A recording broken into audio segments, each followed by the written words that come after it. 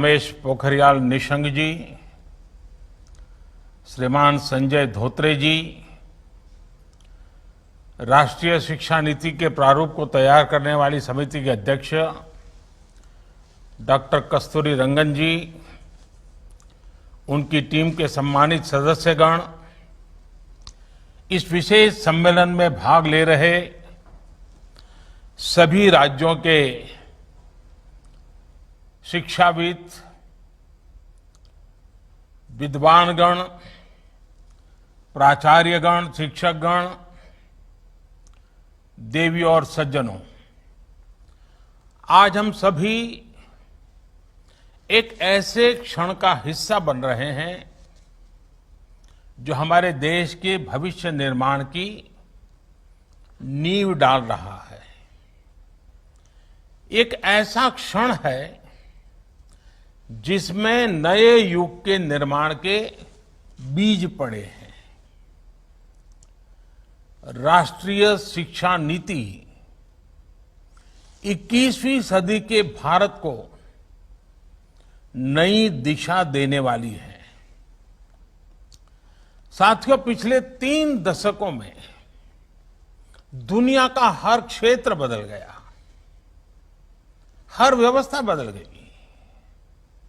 इन 3 दशकों में हमारे जीवन का शायद ही कोई पक्ष हो जो पहले जैसा ही रहा हो,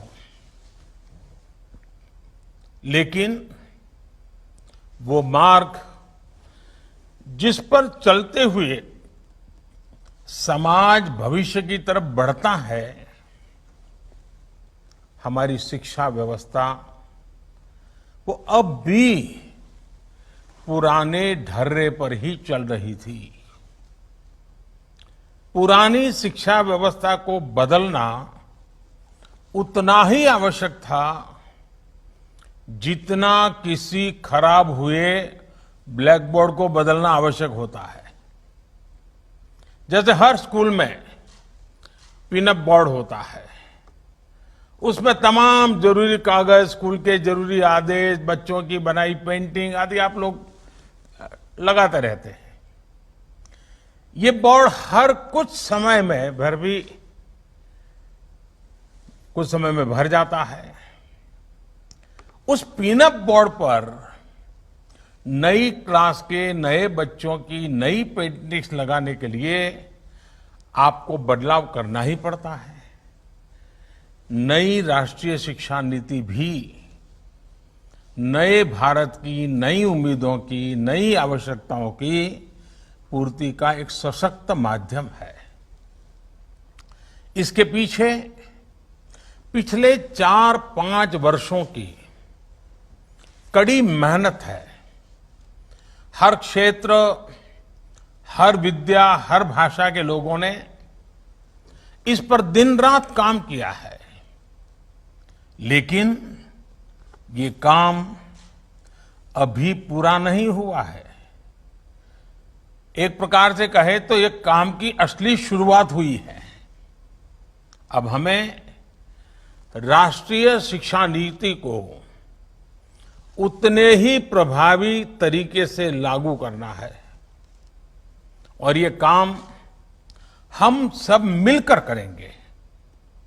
मैं जानता हूं, राष्ट्रीय शिक्षा नीति का ऐलान होने के बाद आप में से बहुत लोगों के मन में कई सवाल आ रहे हैं। ये शिक्षा नीति क्या है? ये कैसे अलग है? इसे स्कूल और कॉलेजों की व्यवस्था में क्या बदलाव आएगा? इस शिक्षा नीति में एक शिक्षक के लिए क्या है, एक छात्र के लिए क्या है, और सबसे अहम, इसे सफलतापूर्वक लागू करने के लिए क्या करना है, कैसे करना है? ये सवाल जायज भी हैं और जरूरी भी हैं, और इसलिए ही हम सब यहां इस कार्यक्रम में इकट्ठा हुए हैं ताकि चर्चा कर सके, आगे का रास्ता बना सके। मुझे बताया गया है कि कल भी दिन भर आप सभी ने इन्हीं बातों पर घंटों मंथन किया है, चर्चा की है।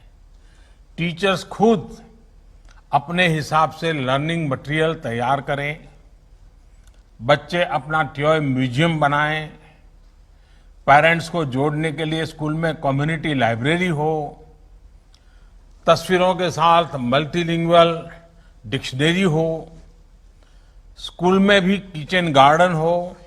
ऐसे कितने ही विषयों की बात हुई है। अनेक नए आइडियाज दिए गए हैं। मुझे खुशी है कि राष्ट्रीय शिक्षा नीति को लागू करने के इस अभियान में हमारे प्रिंसिपल्स और शिक्षक पूरे उत्साह से हिस्सा ले रहे हैं। अभी कुछ दिन पहले शिक्षा मंत्रालय ने भी राष्ट्रीय शिक्षा नीति को लागू करने के बारे में देश भर के टीचर से माय.गॉव पोर्टल पर उनके सुझाव मांगे थे। एक सप्ताह के भीतर ही 15 लाख से ज्यादा सुझाव मिले हैं। ये सुझाव राष्ट्रीय शिक्षा नीति को और ज्यादा प्रभावी तरीके से लागू करने में मदद करेंगे। इस विषय में और अधिक जागरूकता लाने के लिए शिक्षा मंत्रालय अनेक तरह के कार्यक्रम चला रहा है। साथियों, किसी भी देश के विकास को गति देने में उसकी युवा पीढ़ी और युवा ऊर्जा इसकी बहुत बड़ी भूमिका होती है। लेकिन उस युवा पीढ़ी का निर्माण बचपन से ही शुरू हो जाता है। जैसा बचपन होगा, भविष्य का जीवन काफी कुछ उसी पर निर्भर करता है। बच्चों की शिक्षा, उन्हें मिलने वाला वातावरण काफी हद तक यही तय करता है कि भविष्य में वो एज अ पर्सन कैसा बनेगा, उसकी पर्सनालिटी कैसी होगी। इसलिए राष्ट्रीय शिक्षा नीति में बच्चों की एजुकेशन पर बहुत ज्यादा जोर दिया गया है। प्री स्कूल में तो बच्चा पहली बार माता पिता की छत्र छाया के बाद माता पिता की देखभाल और घर के आराम भरे माहौल से बाहर निकलने की शुरुआत करता है, उससे दूर होता है। ये वो पहला पड़ाव होता है जब बच्चे अपने सेंसेस, अपनी स्किल्स को ज्यादा बेहतर तरीके से समझने की शुरुआत करते हैं। इसके लिए ऐसे स्कूल, ऐसे शिक्षकों की जरूरत है जो बच्चों को fun learning, playful learning, activity based learning और डिस्कवरी बेस्ड लर्निंग का एनवायरनमेंट दें। मैं जानता हूं कि आप सोच रहे होंगे कि कोरोना के इस टाइम में ये सब कैसे होगा। ये बात सोच से ज्यादा अप्रोच की है। और वैसे भी कोरोना से बने हालात हमेशा ऐसे ही तो नहीं रहने वाले हैं। बच्चे जैसे जैसे क्लास में आगे बढ़ें, उनमें ज्यादा सीखने की भावना का विकास हो, बच्चों का मन, उनका मस्तिष्क वैज्ञानिक और तार्किक तरीके से सोचना शुरू करे, उनमें मैथमेटिकल थिंकिंग और साइंटिफिक टेम्परामेंट विकसित हो, ये बहुत आवश्यक है। और मैथमेटिकल थिंकिंग का मतलब केवल यही नहीं है कि बच्चे मैथमेटिक्स के प्रॉब्लम ही सॉल्व करें, बल्कि ये सोचने का एक तरीका है। ये तरीके हमें उन्हें सिखाना है। ये हर विषय को, जीवन के पहलू को मैथमेटिकल और लॉजिकल रूप में समझने का दृष्टिकोण है, ताकि मस्तिष्क अलग अलग पर्सपेक्टिव में एनालिसिस करें। ये दृष्टिकोण मन और मस्तिष्क का ये विकास बहुत जरूरी है और इसलिए ही राष्ट्रीय शिक्षा नीति में इसके तौर तरीकों पर बहुत ज्यादा ध्यान दिया गया है। आप लोगों में से बहुत से लोग, बहुत से प्रिंसिपल्स ये सोच रहे होंगे कि हम तो अपने स्कूल में पहले से ही ऐसा करते हैं। हो सकता है आपकी बात सही भी हो, लेकिन बहुत से स्कूल ऐसे भी तो हैं जहां ऐसा नहीं होता है। एक समान भाव लाना भी तो जरूरी है। ये भी एक बड़ी वजह है जो आज आपसे मैं इतना विस्तार से हो सके उतनी बारीकी पर बात कर रहा हूं। साथियों, राष्ट्रीय शिक्षा नीति में पुरानी 10+2 की जगह 5+3+4 इसकी व्यवस्था बहुत सोच समझ कर की गई है। इसमें early childhood care and education को एक बुनियादी के रूप में, नींव के रूप में शामिल किया गया है। आज हम देखें तो प्री स्कूल की प्लेफुल एजुकेशन शहरों में प्राइवेट स्कूलों तक ही सीमित है। वो अब गांवों में भी पहुंचेगी, गरीब के घर तक पहुंचेगी। गरीब हो, अमीर हो, गांव हो, शहर हो, हर किसी के, हर जगह के बच्चों को मिलेगी। मूलभूत शिक्षा पर ध्यान इस नीति का सबसे महत्वपूर्ण पहलू है। राष्ट्रीय शिक्षा नीति के तहत फाउंडेशनल लिटरेसी एंड न्यूमरेसी के विकास को एक राष्ट्रीय मिशन के रूप में लिया जाएगा। प्रारंभिक भाषा का ज्ञान, संख्या का ज्ञान, बच्चों में सामान्य लेख को पढ़ने और समझने की क्षमता का विकास, ये बहुत आवश्यक होता है। बच्चा आगे जाकर रीड टू लर्न करें, इसके लिए जरूरी है कि शुरुआत में वो लर्न टू रीड करना सीखे। लर्न टू रीड से रीड टू लर्न की ये विकास यात्रा फाउंडेशनल लिटरेसी एंड न्यूमरेसी के माध्यम से पूरी की जाएगी। साथियों, हमें ये सुनिश्चित करना है कि जो भी बच्चा तीसरी कक्षा पार करता है वो 1 मिनट में 30 से 35 शब्द तक आसानी से पढ़ पाए। इसे आप लोग ओरल रीडिंग फ्लुएंसी कहते हैं।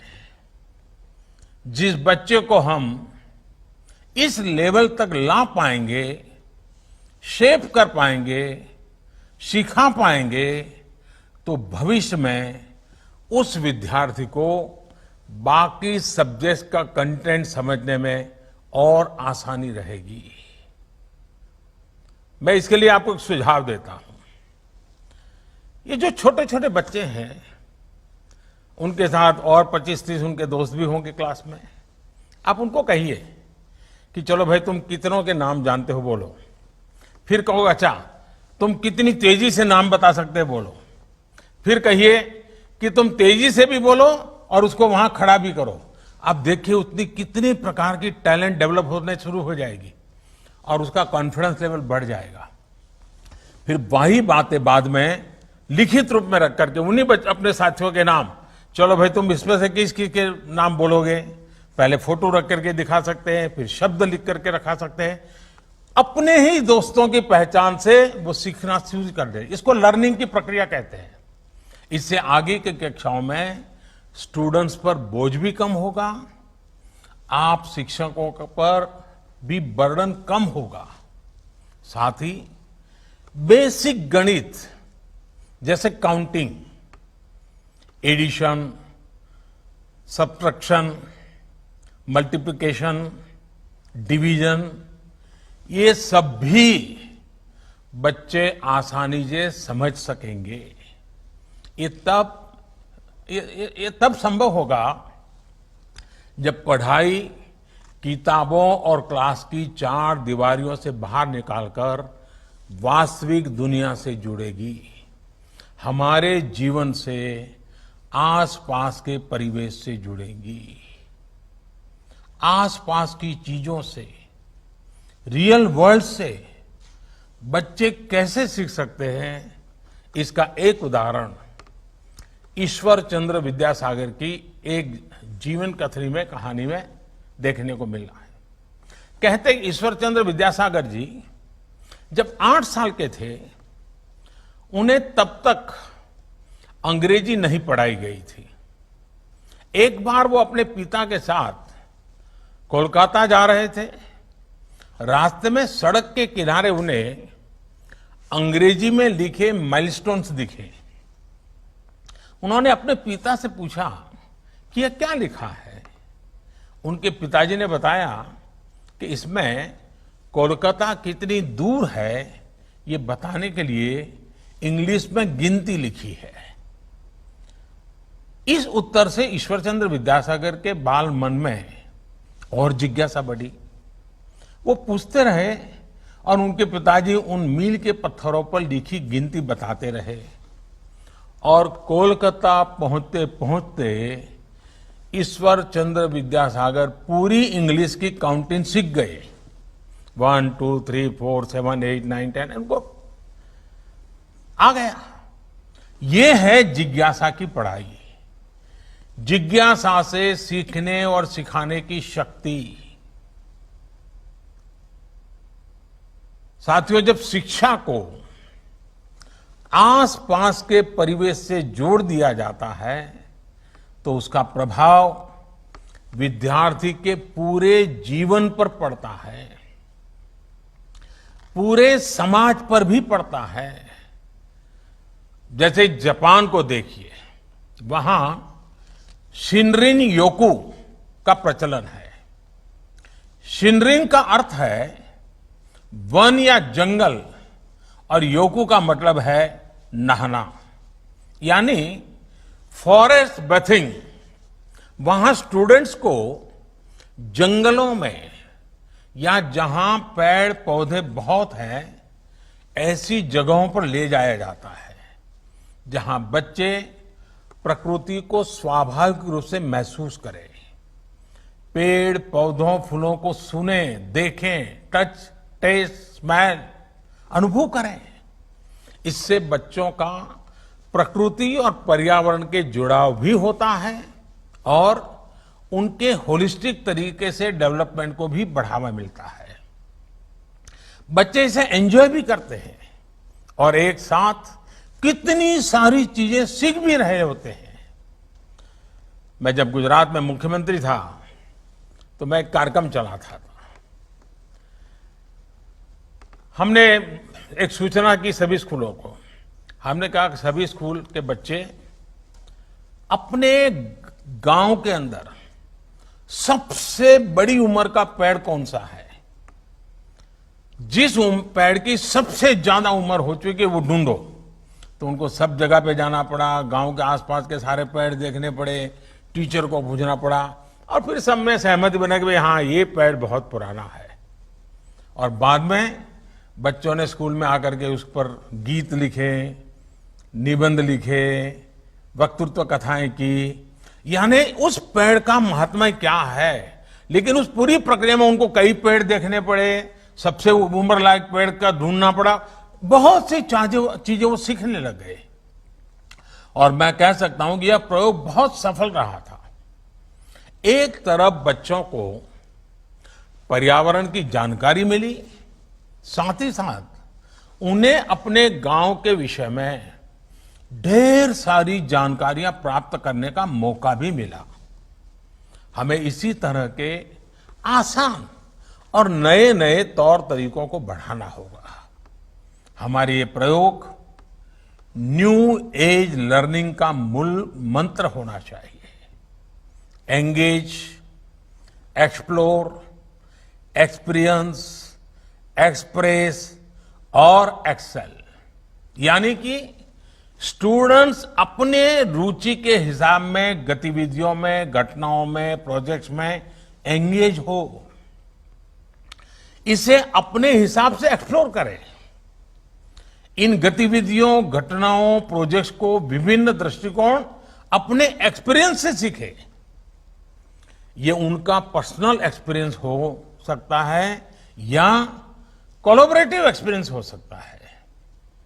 फिर बच्चे रचनात्मक तरीके से एक्सप्रेस करना सीखे। इन सब को मिलाकर ही फिर एक्सेल करने का रास्ता बनता है। अब जैसे कि हम बच्चों को पहाड़ों पर, ऐतिहासिक जगहों पर, खेतों में, सुरक्षित मैन्युफैक्चरिंग यूनिट्स में लेकर जा सकते हैं।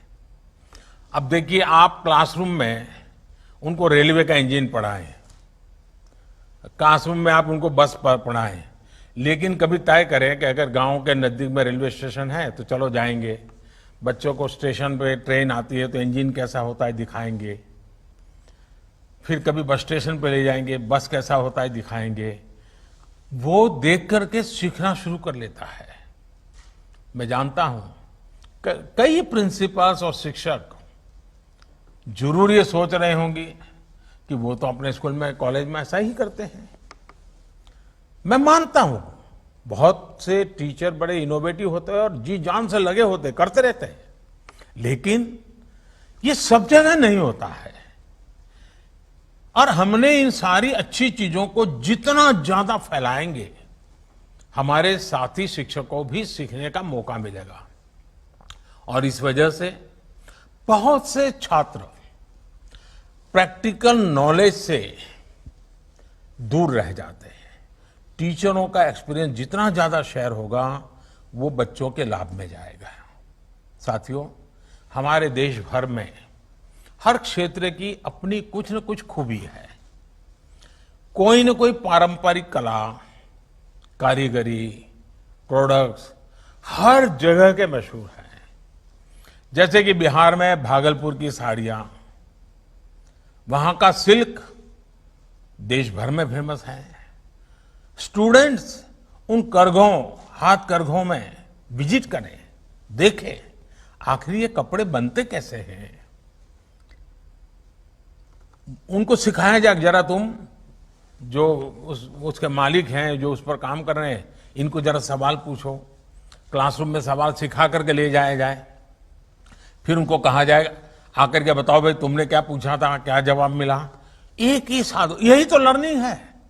जब वो पूछेगा स्पेसिफिक कि भाई आप धागा कहां से लाते हो, धागे का रंग कैसे होता है, ये साड़ी में चमक कैसे आती, वो बच्चा से अपनी मर्जी से पूछने लगेगा।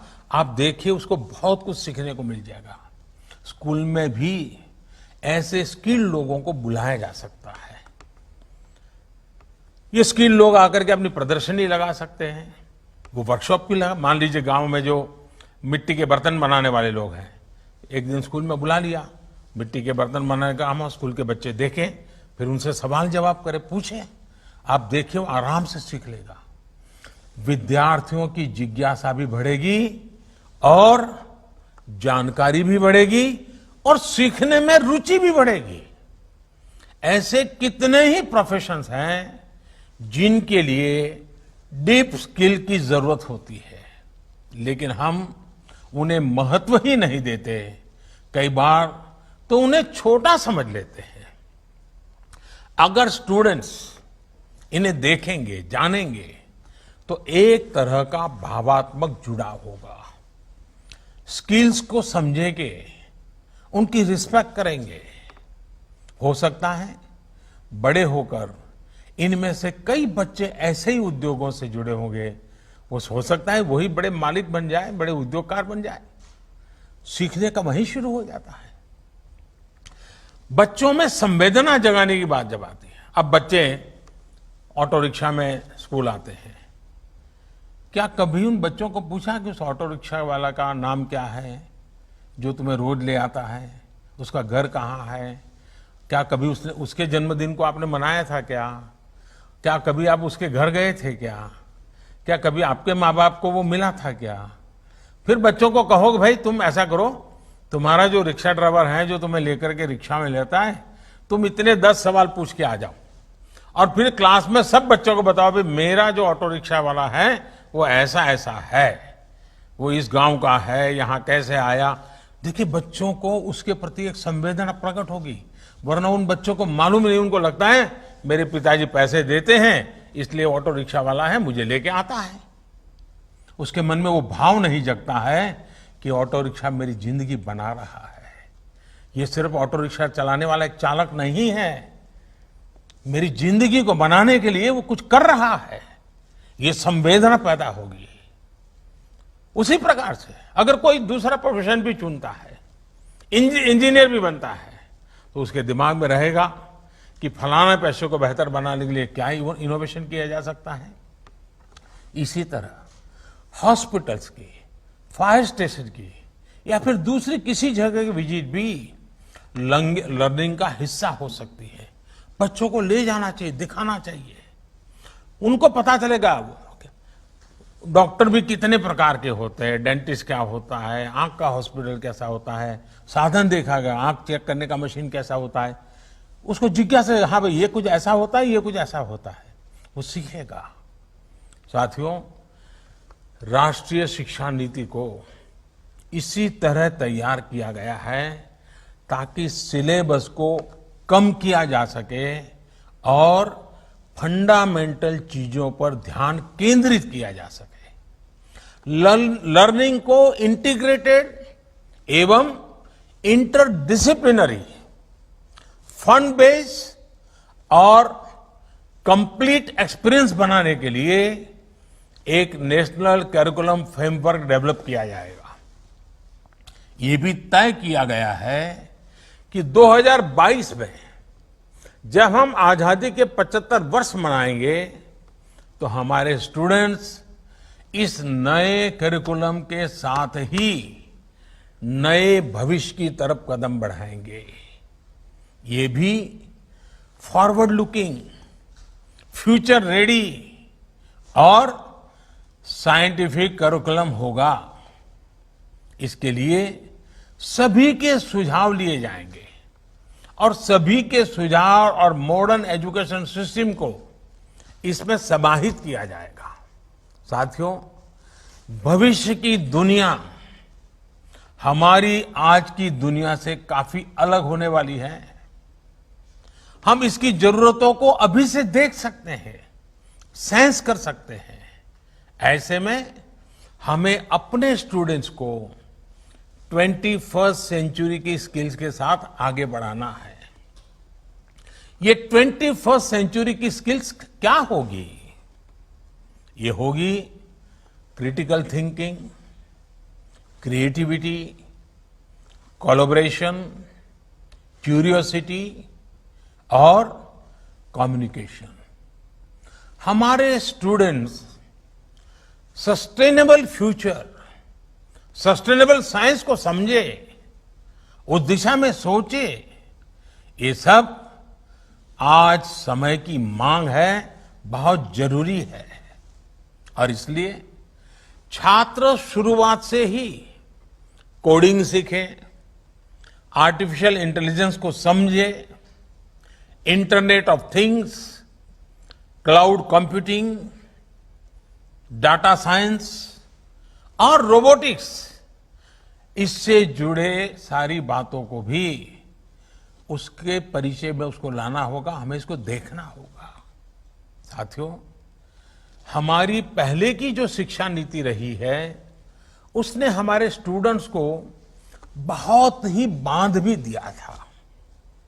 जैसे उदाहरण के तौर पर लें तो विद्यार्थी साइंस लेता है, वो आर्ट्स या कॉमर्स नहीं पढ़ सकता था। आर्ट्स कॉमर्स वालों के लिए मान लिया गया कि ये हिस्ट्री, ज्योग्राफी, अकाउंट्स, इसलिए पढ़ रहे हैं क्योंकि ये साइंस नहीं पढ़ सकते। लेकिन क्या रियल वर्ल्ड में हमारे आपके जीवन में ऐसा होता है कि केवल एक ही फील्ड की जानकारी से सारे काम हो जाएंगे? हकीकत में सभी विषय एक दूसरे के साथ जुड़े हुए हैं। हर लर्निंग इंटर रिलेटेड है। स्टूडेंट्स कोई एक विषय ले लेते हैं, बाद में उन्हें लगता है कि वो दूसरे किसी क्षेत्र में ज्यादा बेहतर कर सकते हैं, लेकिन वर्तमान व्यवस्था बदलाव का, नई संभावनाओं से जुड़ने का अवसर ही नहीं देता। बहुत से बच्चों के ड्रॉप आउट होने का सबसे बड़ा कारण भी यही होता है और इसलिए राष्ट्रीय शिक्षा नीति छात्रों को कोई भी विषय चुनने की आजादी दी गई है। मैं समझता हूं कि सबसे बड़े सुधार के तौर पर हम इसे देख सकते हैं। अब हमारे यहां युवा को साइंस, ह्यूमैनिटी या कॉमर्स में से किसी एक ब्रैकेट में फिट होने की जरूरत नहीं है। देश के हर स्टूडेंट्स को उसकी प्रतिभाओं को अब पूरा मौका मिलेगा। साथियों, राष्ट्रीय शिक्षा नीति एक और बहुत बड़ी समस्या को भी एड्रेस करती है। यहां तो बड़े बड़े अनुभवी और जानकार लोग मेरे सामने उपस्थित हैं। आपने जरूर महसूस किया होगा कि हमारे देश में लर्निंग ड्रिवन एजुकेशन की जगह, कोई बुरा मत मानना, लेकिन हकीकत है आज स्थिति यह है मार्क्स और मार्कशीट, ये एजुकेशन हावी है। लर्न तो बच्चे तब भी कर रहे होते हैं जब वो खेल रहे होते हैं, जब वो परिवार में बात कर रहे होते हैं, जब वो बाहर आपके साथ घूमने जाते हैं। लेकिन अक्सर माता पिता भी बच्चों से ये नहीं पूछते हैं कि बेटे तुमने क्या सीखा, बेटी तुमने क्या सीखा, नहीं पूछते हैं। पूछते हैं तो क्या पूछते हैं? यही पूछते हैं कि मार्क्स कितने आए। हर चीज वहीं जाकर के अटक जाती है। कुछ परिवार हैं जिनको आदत हो गई, पूछते हैं अच्छा आज स्कूल में खाना क्या मिला था। इन्हीं चीजों के आसपास टेस्ट में नंबर कितने नंबर आए, एक टेस्ट, एक मार्कशीट, क्या बच्चों के सीखने की, उनकी मानसिक विकास की पैरामीटर हो सकती है? आज सच्चाई ये है कि मार्कशीट मानसिक प्रेशर शीट बन गई है और परिवार की प्रेस्टीज शीट बन गई है। परिवार के लिए प्रेस्टीज शीट है, बच्चे के लिए प्रेशर शीट है। पढ़ाई से मिल रहे इस तनाव को, मेंटल स्ट्रेस से अपने बच्चों को निकालना राष्ट्रीय शिक्षा नीति का एक मुख्य उद्देश्य है। परीक्षा इस तरह होनी चाहिए कि छात्रों पर इसका बेवजह का दबाव न पड़े और कोशिश ये है कि केवल एक परीक्षा से छात्र छात्राओं का मूल्यांकन न किया जाए, बल्कि self assessment, peer to peer assessment, ये छात्रों के विकास के विभिन्न पहलुओं का मूल्यांकन हो। इसलिए राष्ट्रीय शिक्षा नीति में मार्कशीट की वजह, उसकी जगह होलिस्टिक रिपोर्ट कार्ड, इस पर बल दिया गया, इसकी बात कही गई है। होलिस्टिक रिपोर्ट कार्ड विद्यार्थियों के unique potential, aptitude, attitude, talent, skills, efficiency, competency और पॉसिबिलिटी की डिटेल शीट होगी। मूल्यांकन प्रणाली के में संपूर्ण सुधार के लिए एक नए राष्ट्रीय मूल्यांकन केंद्र परख की स्थापना भी की जाएगी। साथियों, राष्ट्रीय शिक्षा नीति के आने के बाद से भी ये भी चर्चा काफी तेज है कि बच्चों को पढ़ाने की भाषा क्या होगी, इसमें क्या बदलाव किया जा रहा है। यहां हमें एक ही वैज्ञानिक बात समझने की जरूरत है कि भाषा शिक्षा का माध्यम है, भाषा ही सारी शिक्षा नहीं है। किताबी पढ़ाई में फंसे फंसे कुछ लोग ये फर्क ही भूल जाते हैं और इसलिए जिस भी भाषा में बच्चा आसानी से सीख सके, चीजें लर्न कर सके, वही भाषा पढ़ाई की भाषा होनी चाहिए। ये देखना जरूरी है कि जब बच्चे को हम पढ़ा रहे हैं तो जो हम बोल रहे हैं क्या वो समझ पा रहा है, समझ रहा तो कितनी आसानी से समझ रहा है। कहीं ऐसा तो नहीं है कि विषय से ज्यादा बच्चे की ऊर्जा भाषा को समझने में ही खप रही है। इन्हीं सब बातों को समझते हुए ज्यादातर देशों में भी आरंभिक शिक्षा मातृभाषा में ही दी जाती है। आप में से बहुत से लोग ये जानते होंगे कि 2018 में program for international student assessment PISA की टॉप रैंकिंग वाले जितने देश थे, जैसे कि Estonia, Ireland, Finland, Japan, South Korea, Poland, इन सब देशों में प्राथमिक शिक्षा मातृभाषा में ही दी जाती है। ये बात स्वाभाविक है कि जिस भाषा को सुनते हुए बच्चे पलते हैं, जो भाषा घर की भाषा होती है, उसी में बच्चों की सीखने की गति बेहतर होती है। वरना होता यह है कि बच्चे जब किसी दूसरी भाषा में कुछ सुनते हैं तो पहले वो मन में उसे अपनी भाषा में ट्रांसलेट करते हैं, फिर उसको समझते हैं। बाल मन में ये बड़ी उलझन पैदा करती है, बहुत स्ट्रेस देने वाली बात होती है।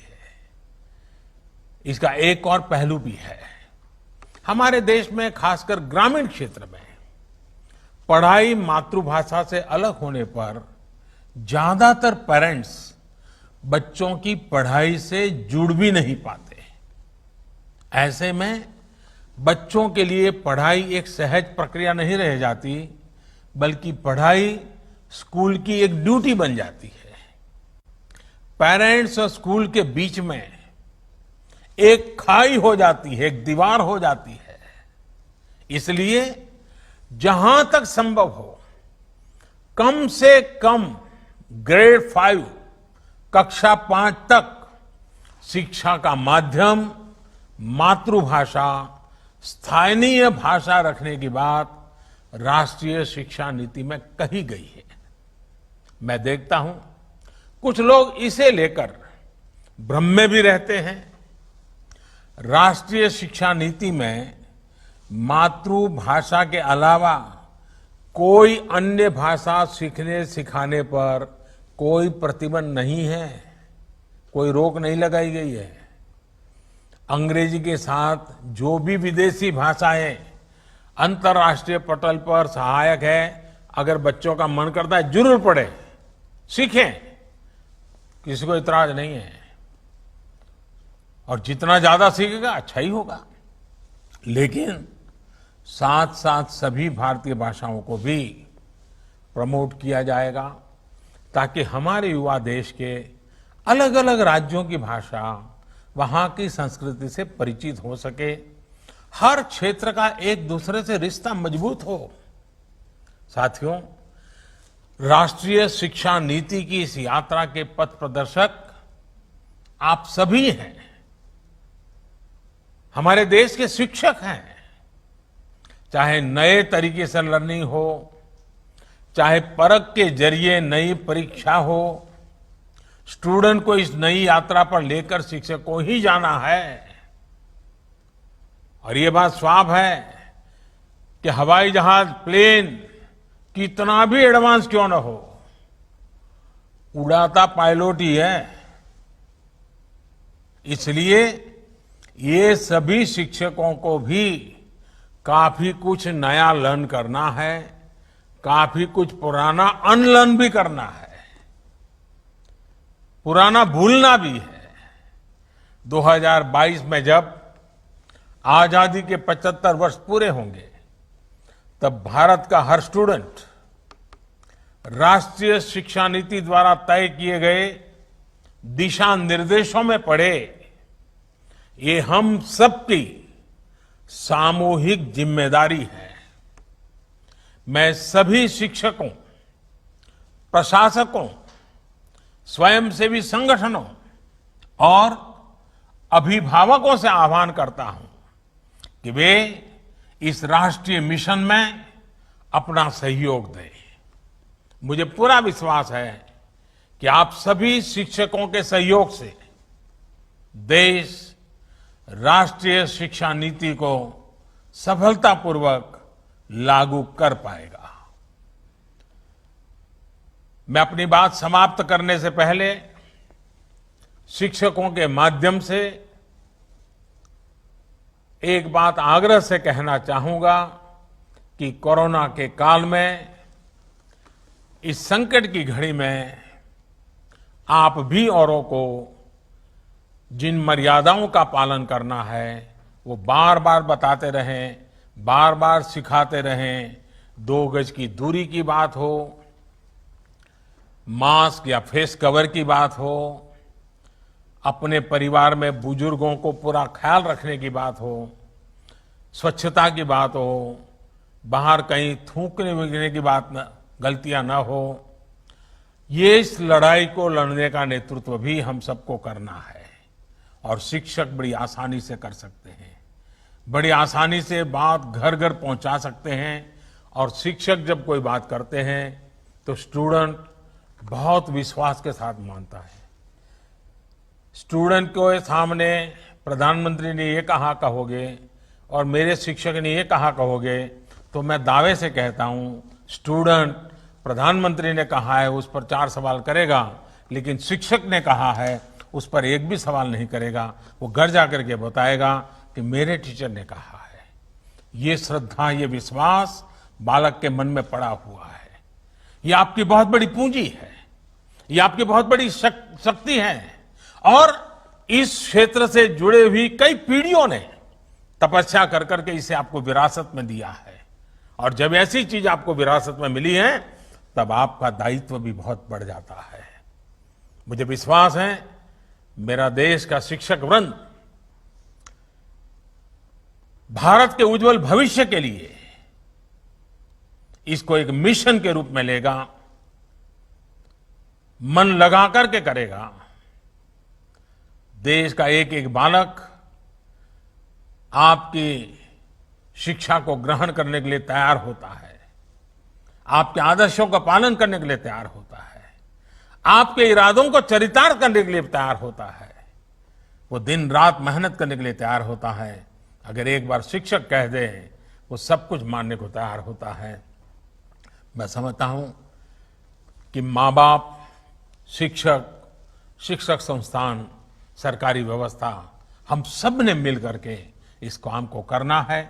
मुझे विश्वास है कि ये जो ज्ञान यज्ञ चल रहा है, ये जो शिक्षा पर्व चल रहा है, 5 सितंबर से लेकर के लगातार अलग अलग क्षेत्र के लोग इसको आगे बढ़ाने के लिए काम में लगे हैं। ये प्रयास बहुत ही अच्छे परिणाम लाएगा, समय से पहले परिणाम लाएगा और सामूहिक कर्तव्य के भाव के कारण होगा। इस विश्वास के साथ मैं फिर एक बार आप सबका बहुत बहुत धन्यवाद करता हूं, आप सबको बहुत बहुत शुभकामनाएं देता हूं और हमेशा हमेशा मैं टीचर को नमन करता हूं। आज वर्चुअल माध्यम से भी आपको नमन करते हुए मैं मेरी वाणी को विराम देता हूं। बहुत बहुत धन्यवाद।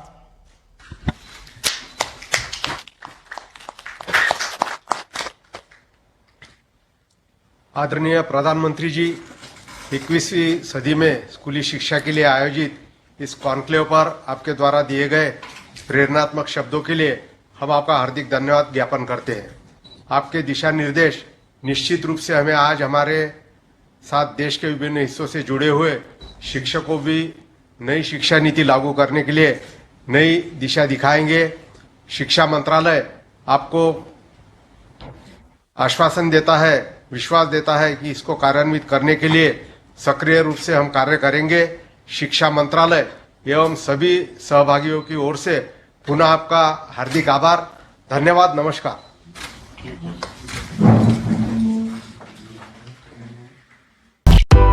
అందరికీ నమస్కారం అండి। నేను మీ ప్రతాప్ని మాట్లాడుతున్నాను। మీరు కనుక మొదటిసారిగా మా ఛానల్ చూస్తున్నట్లయితే please subscribe Lakshmi YouTube channel. అదేవిధంగా పక్కనే ఉన్న బెల్ సింబల్ మీద క్లిక్ చేయండి। మేము పెట్టే వీడియోలు వెంటనే నోటిఫికేషన్ రూపంలో మీ మొబైల్లో పొందవచ్చు। Please subscribe Lakshmi YouTube channel.